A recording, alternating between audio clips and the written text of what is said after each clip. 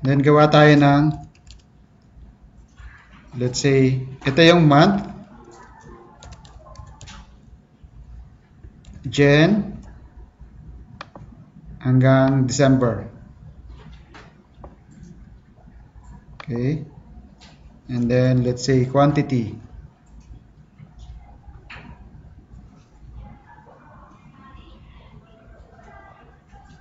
So lagyan na lang natin ng, yung quantity natin is 1 to 12 na lang din.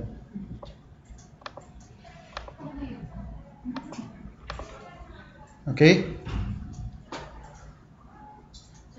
Yes? Okay? So una natin pag-aaralan, sino nakakalam ng VLOOKUP? VLOOKUP? Konti. Yung tatlo, alaala pa? Match. Index. Wala pa? Okay. So, basahin nyo na lang yung definition dito. Pero explain ko sa inyo kung paano kinukuha. Una muna, VLOOKUP muna tayo. Okay, VLOOKUP. So, meron tayong, let's say, hanapin natin yung quantity ng month. So, ito yung quantity.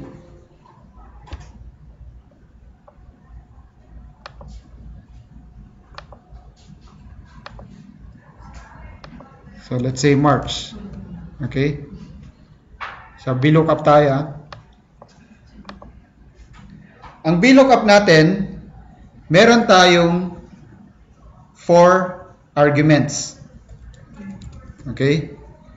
Unang arguments natin ay lookup value. Ano ba yung lookup value natin? Ang lookup value natin is yung ano yung hahanapin natin. Let's say, dito, ano ba yung hinahanap natin? March. March, di ba? Ang result na kukunin natin ay yung quantity. So, ang lookup value natin dito is March. Yun yung tinatawag nating lookup value. Okay?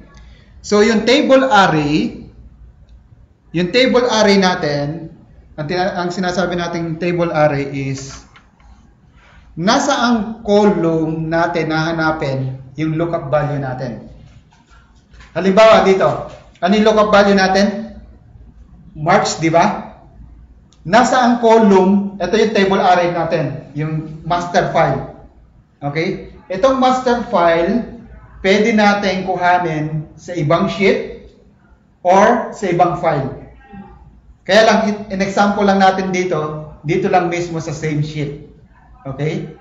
Pero pwede sa ibang file, pwede sa ibang sheet. Okay? So, yung lookup value, kung ang lookup value natin ay yung month, which is March, yung table array natin ay kung nasaan, mag-start tayo kung nasaan yung column ng lookup value natin. Okay? Nasaan ba yung column ng lookup value natin? Nasa column A, di ba? So, from column A, yung table array natin, from column A to kung ano yung gusto nating makita. Yung result na gusto nating makuha. Ano ba yung result na gusto nating makuha? Quantity, di ba? Quantity yung hahanapin natin eh. Kaya sinabing lookup value, hinahanap natin yung value ng particular na data doon sa kabilang file, sa kabilang data. So, yun yung VLOOKUP natin. Okay? So, yung table array natin is first from the lookup column. Ito yung lookup column natin, di ba? Kasi ang hinahanap natin is month, which is March. And then hanggang dun sa result na gusto nating makita. Okay? So, kung ang lookup value natin ay yung March, ito yung magiging lookup value natin, comma, saan natin siya hanapin? Dito sa column A, anong result yung kukunin natin? Quantity, di ba? So, ang i-highlight natin is always from left to right. Yung left na sinasabi is from the column of the lookup value. Kung ang lookup value natin ay nasa A, i-highlight natin yung A to B. Kasi nasa B yung result na gusto natin makuha. Kung ang result na gusto natin makuha ay nasa C, i-highlight natin yung from A to C. Okay? So, nakuha nyo na yung table array. Ibig sabihin, A to B. And then, comma. Now, yung column index na sinasabi is the number of column from the column of the lookup value hanggang dun sa result. Kaya natin hinighlight lahat yung table array natin. Ilang column yung from lookup value column to the result? Ilang column siya? 2. So, 2 ang ilalagay natin dun sa column index. 2, and then comma, yung true or false neto, kapag true ang ginamit mo, ibig sabihin, ang hinahanap mo ay number or which is approximate. Halimbawa, sa sale. Kung ang sale mo ay from 1,000 to 5,000, ang value mo ay 3,000, so pasok pa siya doon sa 1,000 to 5,000. Pero kung value mo ay 6,000, hindi na siya pasok. So, above na yon. Okay? So, yun yung ginagamitan ng true or number, which is 1, 2, 3, 4. Or omitted. Pwede rin siyang omitted. Okay? So, yun yung range lookup natin. And then, yung false or yung zero, kapag ang hinahanap nyo ay text. Okay? Yung text yun. Ibig sabihin, exact match. So, yun yung VLOOKUP natin. So, ngayon, ano hinahanap natin? March, di ba? Which is text. So, kaya 0 ang ilalagay natin. 0. Okay? And then close. So, kapag nakita niyo yung March dito, yung March ang lookup value natin, ang table array natin is from month to quantity, di ba? So, nasan yung March? Ito, di ba? Ano yung katapat niya? 3. Ilang column from March to quantity? 2, di ba? Kaya 2 yung nilagay natin. Ibig sabihin, pag nakita niya yung March, which is nandito, yung katapat niya, yun yung magiging result. Okay? So, yun yung magiging result natin. So, pag in-enter natin siya, so, ang sagot niya ay 3. Okay? So, bali, pag nakita niyo yan, pag gumamit tayo ng yung VLOOKUP natin, okay? So, meron tayong, ay, ayaw sa mula. Wala na. Okay. So, meron tayong dalawang column. Basta lagi nyo lang tatandaan yung lookup value nyo and then yung table array. Yung lookup value nating March, lookup value, lagi tayo pag nag-highlight tayo ng table array is from the left column to the right. So, bibilangin nyo lang. Halimbawa, nag-insert tayo dito. Okay. Ilang column yan?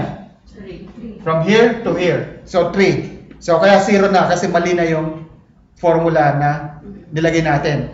Ang nilagay natin sa column index ay 2, which is ang number of column nito ay 3. Okay? Hindi kayo pwedeng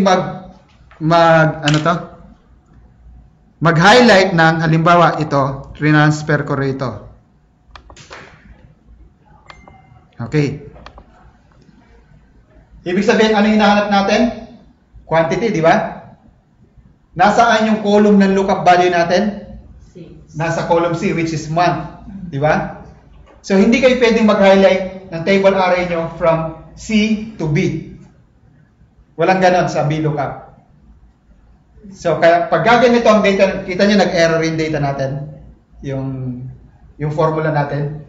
Kapag ang hinahanap nyo ay ganon, na hindi nyo maiwasang ilipat ito dito, doon na papasok yung index match. Okay? Yung index match. So, kaya ang difference niyan, so, back natin. Okay. Ito yung VLOOKUP. So, nakuha niya yung VLOOKUP. Una muna, yung arguments natin, yung lookup value, kung ano yung hahanapin natin. Yung lookup value. Okay? Yung table array naman natin is magsisimula tayo mag-highlight dun sa column ng lookup value natin. To the right. From left to the right. Hindi pwede yung right to the left. Okay? Laging left to the right. Pag right to the left, hindi na pwede yan. Kasi wala tayong negative na column index. Lagi siyang positive. Okay? So, from left to the right, ibig sabihin, from column A, kasi nandun yung hahanapin nating month, which is March. Di ba? To the result na gusto nating makuha. Ano yung result na gusto nating makuha? Quantity. So, from month to quantity, ilang column? Dalawa, di ba? So, yun yung column index natin, which is number.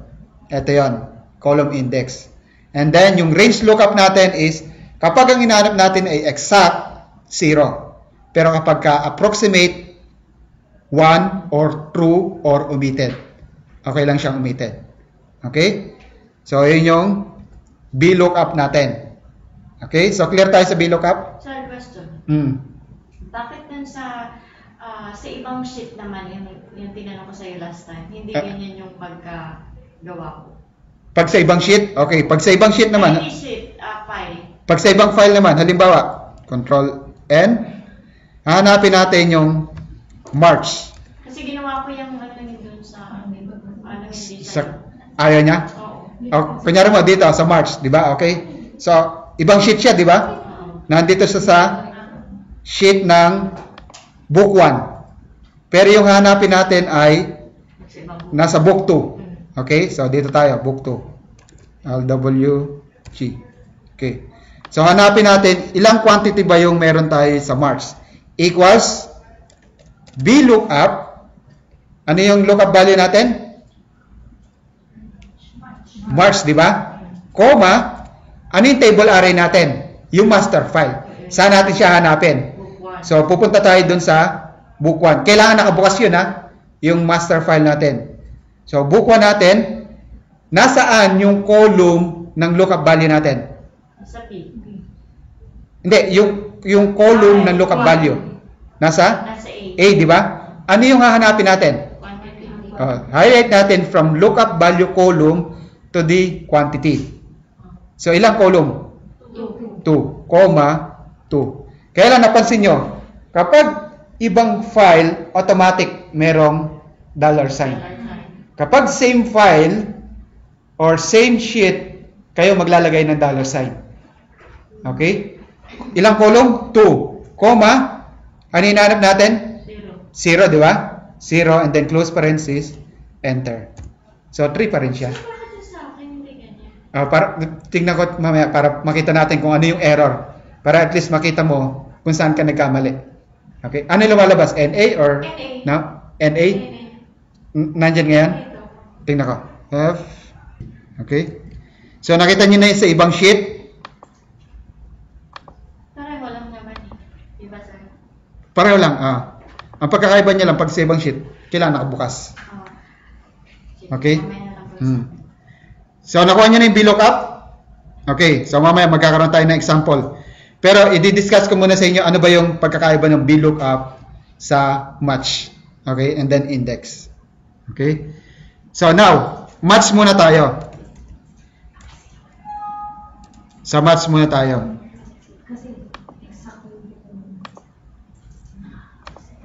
Okay? Sa match naman natin is kung sa VLOOKUP meron tayong 4 arguments. Meron tayong 4 arguments which is lookup value, table array, column index, and range lookup. Pagdating sa match, meron lang tayong 3 arguments. First is lookup value, kamukha nung sa VLOOKUP. Okay? Asan yung kamukha ng VLOOKUP? Ito. Yung March ang hinahanap natin. Okay? Comma. Yung lookup array natin, kung ang table array natin is, ano hinalight natin sa table array? From left to right, di ba? Ibig sabihin, more than 1 column.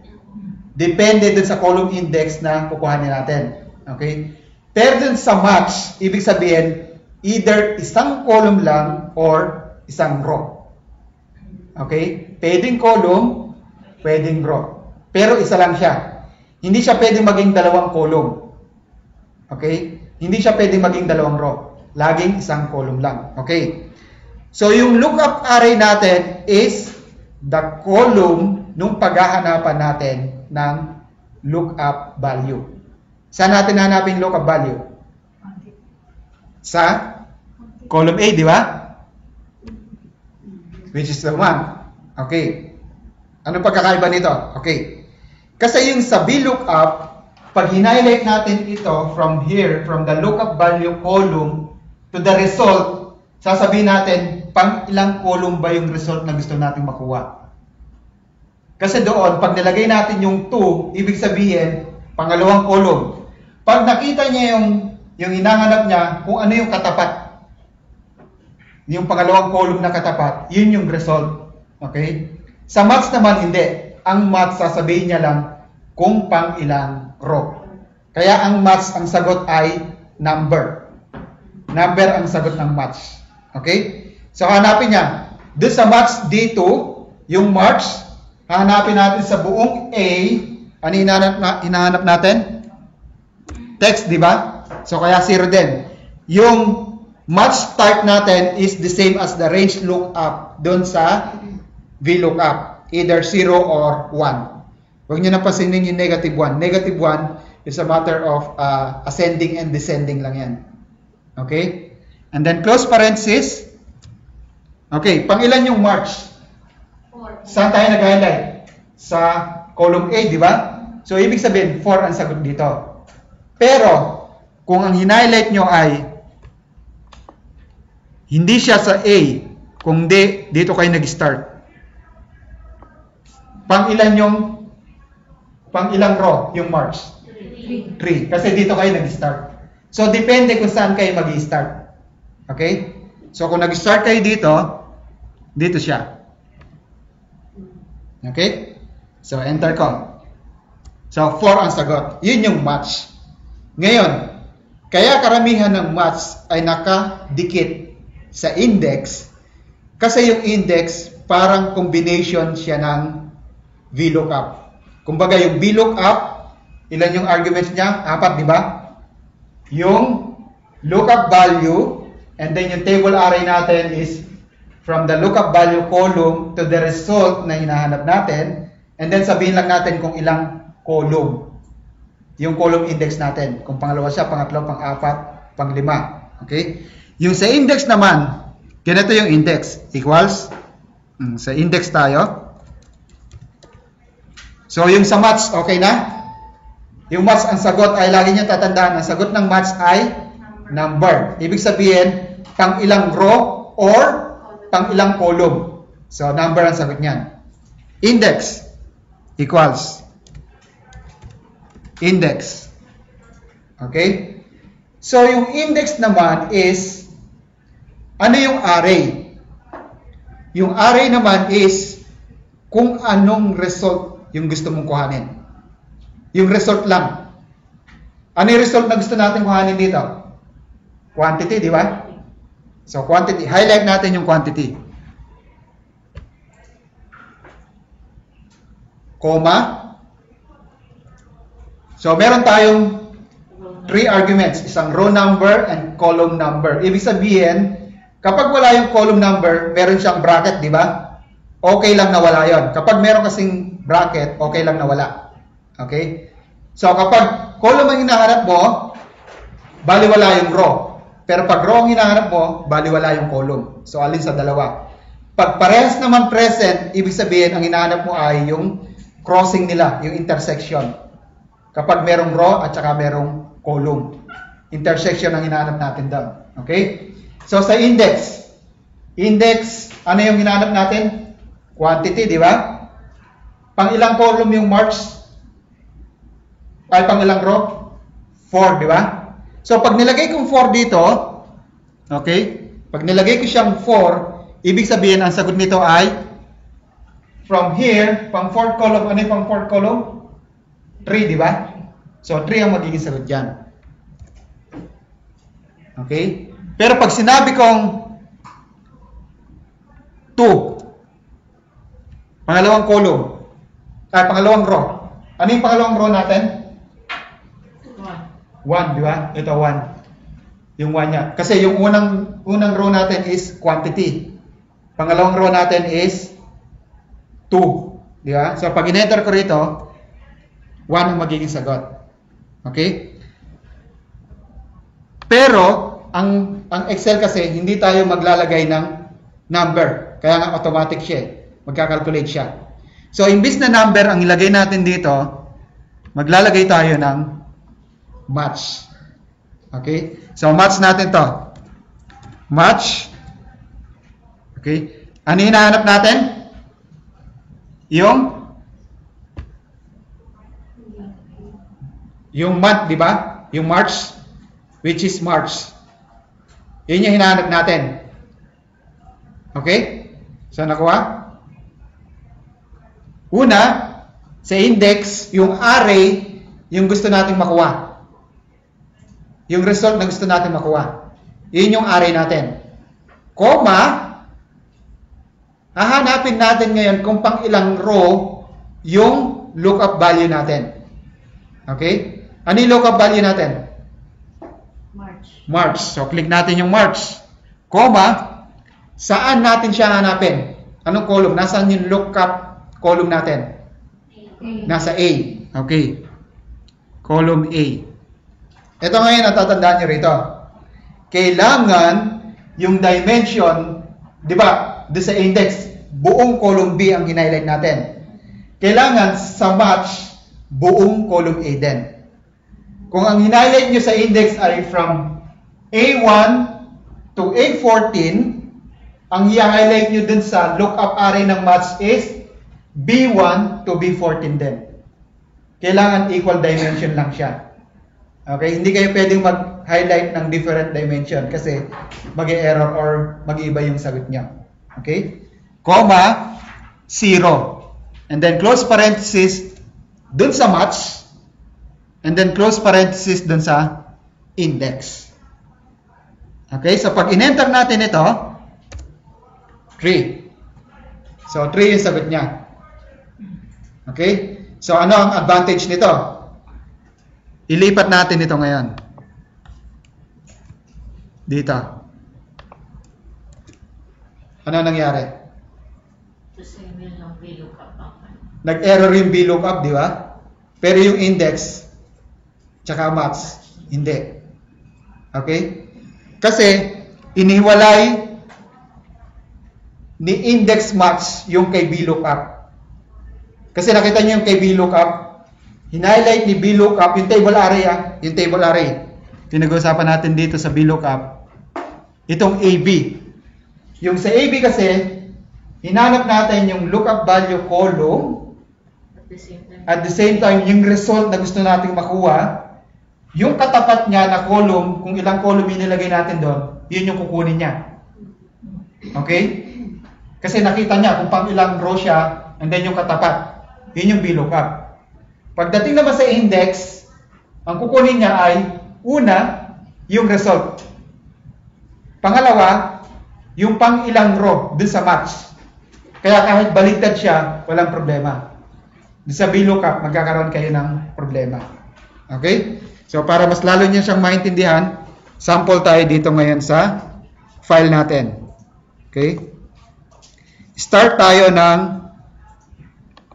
VLOOKUP. So, mamaya na yung choose. Madali lang naman yung choose na yan. Okay? Start tayo ng VLOOKUP. Okay? So, equals. So, lagay natin dito. Help WG. So, equals VLOOKUP. Ano hinahanap natin? Yung number na laman nung E24. Okay? Yun yung hinahanap natin. Ano ba yung laman nito? Okay? Pag number, ito lang lagi nyo tatandaan. Kapag number ang hinahanap natin, or yung approximate, kailangan nakasort siya ng ascending. Katulad nito, 0, 5, 10, 20. Okay, kailangan nakasort ng ascending. Okay? Comma. Ano yung table array natin? Saan table array? Dito sa BC. Either highlight nyo yung ganito or highlight nyo yung BC. Pares lang yan. Okay? So, highlight natin dito. Pag in-highlight nyo rito, make it sure na naka F4, which is absolute. Kapag in-highlight nyo lang dito. Pero, kapag buong BC, yung column, okay lang. Kasi pag bumaba kayo, walang problema. Unlike na lang kung ang formula nyo ay pakanan. Okay? Kaya una nating pinag-aralan yung absolute and relative reference. Okay? Iyon yung isang purpose nun. Pangilang column siya? BC. Ano yung result na kukunin natin? Yung name, di ba? Ilang column? 2. Comma. Ano yung hinahanap natin? Number or exact? Approximate or exact? Hindi, hanapin natin 20. Mamaya hanapin natin 16. Ano ba yung 16? Approximate, di ba? From 10 to 20. Or hanapin natin 11. So, approximate siya. Ito yung sinasabi sa inyo, approximate. Kaya pwede siyang omitted or pwede kayo maglagay ng true or any number. Wag lang 0. Kasi ang 0 consider as false. Okay? So, pwede kayo maglagay ng 1 and then close parenthesis. And then enter. So, name for. Ano yung name for? Under 20, di ba? Nag-0 siya. So, tingnan natin kung bakit 0. Ito yung tinatawag nating approximate. So, yung 2. Yung 2 naman tayo. Okay? Ano naman sa 2? Yung sa 2, ibig sabihin, yung kay 2PAM, kailangan lumabas yung, ano yung nakuha niya sa test 1? Ano ba yung nakuha ni 2PAM sa test 1? 58. Ano yung nakuha sa test 2? 43. Ano yung nakuha sa test 3? 27. And then 4 is 41, and then 32. So, kailangan pag nag-enter ka ng formula dito, pag dinrag mo siya, dire-diretso. Lalabas yung sagot. Okay? So, anong una natin gagawin? Una natin gagawin, ganito. Equals VLOOKUP